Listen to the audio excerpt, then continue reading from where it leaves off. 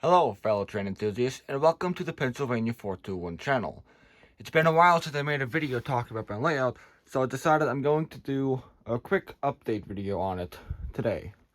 It's been 4 months since I started building this layout, and progress has been quite slow due to other time demands that I have, but it's coming along pretty steadily.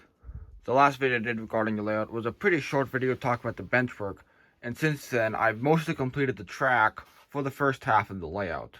Most of the track on the layout is laid upon a cork road bed, and the only parts that aren't going to be is this interior track in the yard. Everything else, the two main lines, the reverse loop, the ladder in the yard lead, the classification tracks, and the AD track, those all have cork.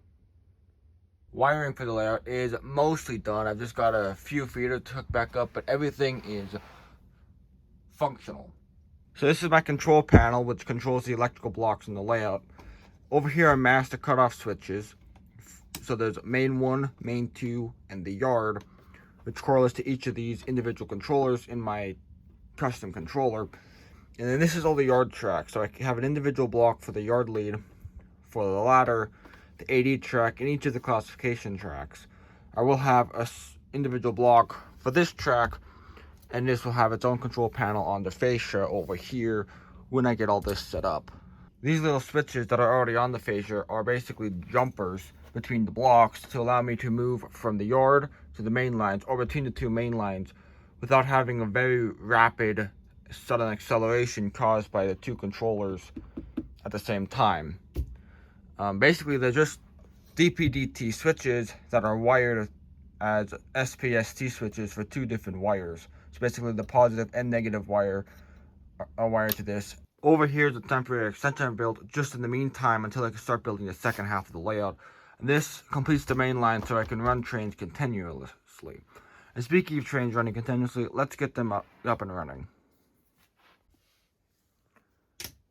Another thing, I'm using Caboose Industries ground throws for my switches because they're relatively cheap and inexpensive mechanisms to throw the switches.